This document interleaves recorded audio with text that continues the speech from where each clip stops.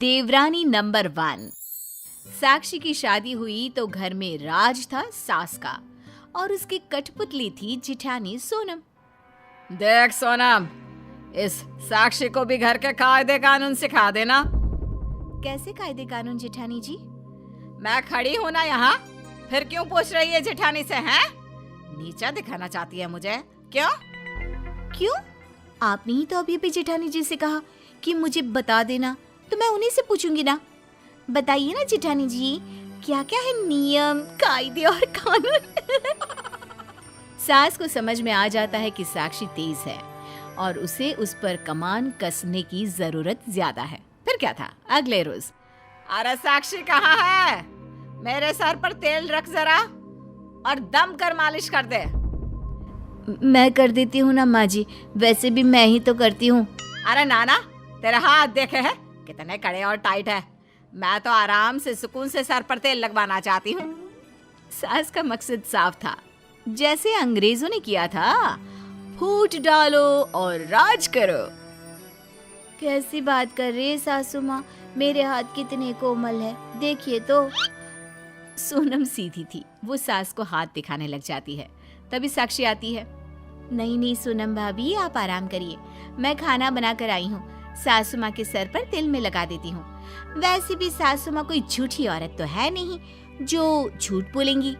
अरे आज के बाद सासू माँ आपसे कभी तेल नहीं लगवाएंगी, लिख कर ले लीजिए। क्यों सासू माँ? सास भी शानी बनने के चक्कर में हाँ कर देती है। अरे जरूरत ही क्या है? अरे जब ऐसी परी जैसी बहू आ गई है तो ऐसी खड़ूस के हाथ को क्यों मैं अपने सर पर हाथ रखने दूं? सोनम परेशान तो होती है, लेकिन फिर मन में सोचती है बात तो ठीक है, मैंने बहुत काम कर लिया, अब मैं आराम करती हूँ। लेकिन कहाँ, जहाँ सास का राज हो वहाँ सोनम आराम कैसे कर लेती? सोनम, अरे सोनम, साक्षी के आ जाने के बाद से तो कुछ ज्यादा ही आलसी हो गई है तू। यहाँ अभी सोनम सोच ही रही होती है कि चलो सास के पास जाकर थोड़ी देर बैठकर आ जाते हैं कि सास की आवाज आनी शुरू हो गई। हाय रे, क्या मार दिया मेरे सर पर। हाय रे, ये तो डंडे जैसा लग रहा है। कैसी बात करिए माँ जी, अभी तो मैंने कोमल कोमल हाथों का उपयोग किया है, अभी तो तेज हाथ लगाया ही नहीं है दर्द निकालने के लिए। बस फिर क्या था, साक्षी सास के सर पर जोर जोर से हाथ मारना शुरू कर देती है और सास चिल्लाना कि तभी सोनम आ जाती है। क्यों, क्या क्या हो गया सासू माँ? साक्षी, ये क्या कर रही हो तुम? अरे कुछ भी नहीं भाभी, बस माँ जी के सर का दर्द हटा रही हूँ। अच्छा माँ जी, कैसा लग रहा है? सोनम दीदी से अच्छे हाथ है ना मेरे। सास क्या करती, पहले ही सोनम को इतनी खरी खोटी सुना चुकी होती है कि वो उसे कुछ नहीं कहती। अरे रहने दे बहू, रहने दे, सारा दर्द ठीक हो गया मेरा, छोड़ मुझे। सासू माँ, मैं लगा दूं सर पर तेल?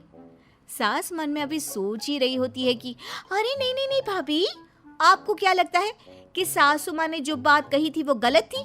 अरे वो आपसे कभी तेल नहीं लगवाएंगी, समझी? खैर, सास को अब सर पर तेल लगाने का सारा शौक खत्म हो जाता है, लेकिन फिर भी अगले रोज सास जोर जोर से सोनम पर चिल्लाने लगती है। सोनम, अरे ओ आलसी, अरे देख तो सुबह के 5 बज गए हैं, कब की जगी हूँ मैं, लेकिन मजाल है कोई चाय को भी पूछ ले। सोनम किसी तरह आंख मलकर उठती है और सास को चाय बना कर देती है। सास को वो चाय दे ही रही होती है कि साक्षी आ जाती है। क्या है भाभी, बुरा न मानना, लेकिन मैंने सुना है कि सासू माँ कब से बैठी हैं, चाय नहीं मिली उनको। और क्या, ये कोई बात होती है? अरे जानती है कि सास की आंख खुलते ही उसे पहले चाय देनी चाहिए, फिर कहीं जाकर वो जमीन पर पैर रखती है। लेकिन नहीं जी नहीं, ये नहीं दे सकती मुझे वक्त पर चाय। अरे नींद जो लगी रहती है महारानी को। साक्षी को सास की बात पर गुस्सा तो आता है, लेकिन करती क्या, नहीं नहीं जो ठहरी। भाभी, आप कल से सो जाओ। हाँ हाँ सो जाओ, खूब सो। कल से सासू माँ की आंख खुलते ही चाय मैं दूंगी, समझी? आप तो बस सोती रहो। सास खुश हो जाती है, उसे मौका मिल जाता है एक बार फिर दोनों बहुओं के बीच झगड़ा लगाने का।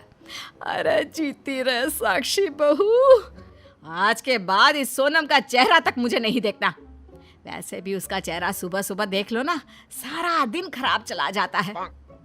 सोनम को सास की बात बुरी लगती है। वो कमरे में जाकर रोने लगती है। साक्षी देख लेती है, लेकिन वो सास के सामने कुछ नहीं कह सकती थी। बाद में वो सोनम के कमरे में जाती है। क्या हो गया भाभी, मुझसे नाराज हैं? अरे नहीं साक्षी, तू तो मेरी छोटी बहन जैसी है, लेकिन मैं सासू माँ से हैरान हूँ। मैं कितनी भी नींद में क्यों ना हो, उन्हें चाय जरूर देती थी। दीदी, मैंने सिर्फ आपको इसलिए मना किया कि आप परेशान हो जाती हैं। रोज सुबह जबरदस्ती। आप जानती हैं कि सासू माँ वो चाय भी नहीं पीती। हाँ मैं जानती हूँ, मैंने कई बार पूछा भी, लेकिन कह दिया हर बार मैं लेट कर देती हूँ, इसलिए वो चाय नहीं पीती और सो जाती है। नहीं दीदी, वो आपको रोज परेशान करने के लिए ऐसा कर रही हैं। आप एक काम करिए, कल से आप उठना ही नहीं। अगले रोज रात के 3 बजे साक्षी सास के कमरे में चाय लेकर चली जाती है। सासू माँ, सासू माँ।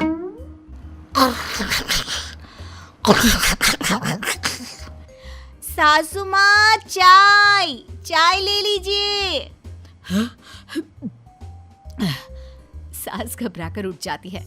वो डर जाती है और जोर जोर से चिल्लाने लगती है, भूत, चाय वाला भूत, बचाओ। कमरे से माँ की आवाज आती सुन सारे जाग जाते हैं। अरे साक्षी, तुम कब उठकर माँ के कमरे में आ गई? अरे कहाँ है भूत? सास कुछ कहती, इससे पहले साक्षी बोलती है, सासू माँ मैं हूँ। वो क्या है ना, दीदी आपको 5 बजे चाय देती है तो आप ये बोलकर नहीं पीती कि उन्होंने देर कर दी।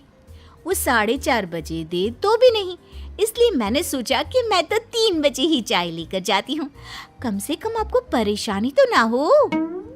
अब सोनम समझ जाती है कि साक्षी क्या करवा रही है।